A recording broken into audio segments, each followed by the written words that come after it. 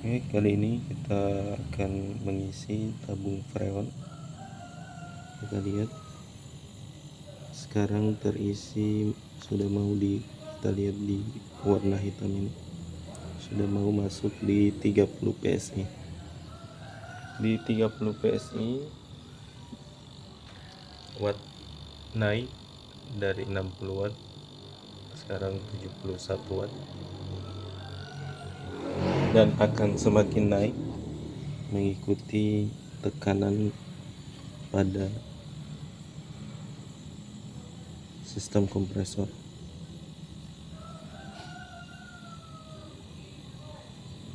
Ini tabung freon bisa 34A, isi 10 kilo.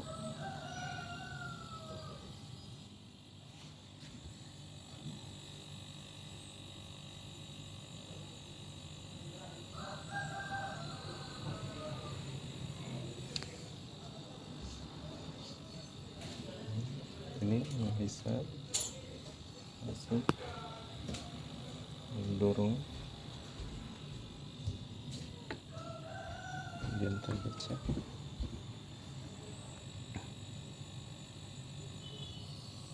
Terdengar suara pengisian. Kemudian sampai watt sekarang naik 73 watt. Sengaja kita cabut listrik yang ke AC untuk melihat wattnya. Jadi seperti itu, ketika ada buntu pada sirkulasi freon, otomatis watt pada kulkas akan naik. Jadi cara mendiagnosa salah satu tanda kulkas itu mengalami kebuntuan itu melihat pada ampere atau wattnya. Jadi ketika ada kebuntuan, otomatis tekanan kompresi PSI-nya akan naik sehingga watt juga akan naik. Itu prinsip sederhananya. Ini kita lihat akan naik terus karena di sini dia juga naik. Sudah terjadi perbedaan ketika kita mengganti pelumas, itu juga berpengaruh pada wattnya, karena semakin halus, semakin ringan kerja mesin, kerja kompresor, semakin berpengaruh pada watt atau arus ampernya. Sekarang dia masuk di tekanan 50 PSI.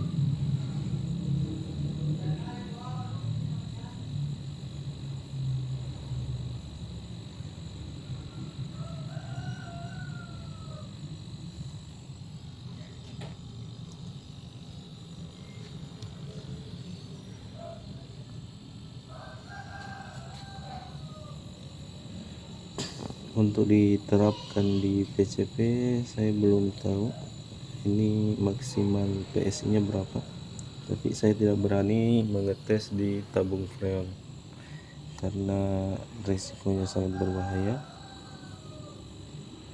Jadi paling kita tes mentok di 200 PSI.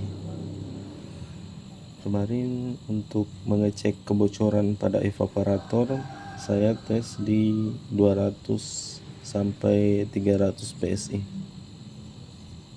Tapi menggunakan ini ya, yang merah. Kalau menggunakan ini dia mentok di 220 PSI. Yang merah ini bisa sampai 500 PSI. Tapi saya baru uji coba kompresor kulkas ini mampu sampai 300 PSI. Tapi setelah melakukan penggantian pada olinya, sangat lumayan. Sedangkan standar kulkas itu paling tekanannya sampai 10 PSI, 10 sampai 20 PSI. Nah, kalau untuk AC standarnya kemarin yang 1 PK R32 itu 140 PSI, sedangkan R22 1/2 PK 80 PSI, 70 sampai 80 PSI. Kalau 1 PK 90 sampai 100 PSI, itu juga tergantung dari jenis freon yang digunakan. Kalau untuk AC mobil itu jauh lebih tinggi lagi.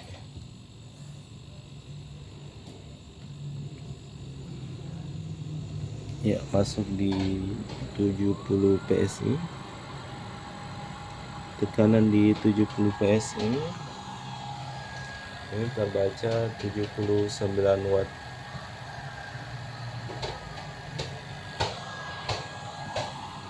Oke, kita lihat lagi. Ini proses pengisiannya ketika menggunakan kompresor kulkas lumayan lama, tapi lumayan menghemat listrik Anda ketika Anda menggunakan kayak kompresor asli bawaan kayak 3/4 PK. Cuman perbedaannya di kecepatan pengisian, otomatis jauh lebih cepat. Nah, kalau ini lambat, tapi watt juga ada perbedaan, sangat jauh ya wattnya. Dan ini solusi bagi bengkel yang memiliki watt rendah, karena di 900 watt saja ketika ada beban lain di dalam rumah menggunakan kompresor 3/4 PK itu kadang jelek ya MCB nya.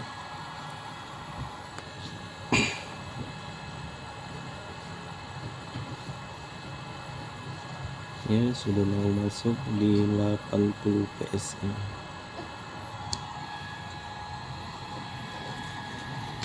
Kompresor tidak terlalu panas, kompresor sudah mulai hangat. Sekarang terbaca di 80 watt di tekanan 80 PSI.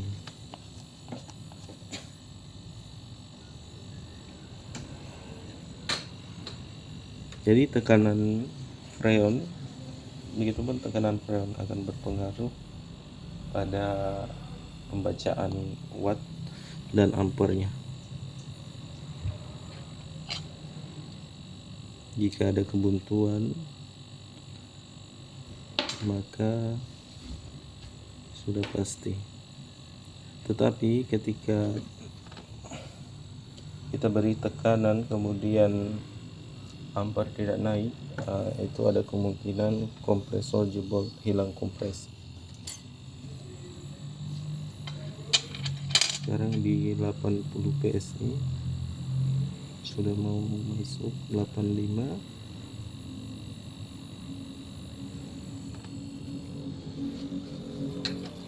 Ini naik di 81 watt.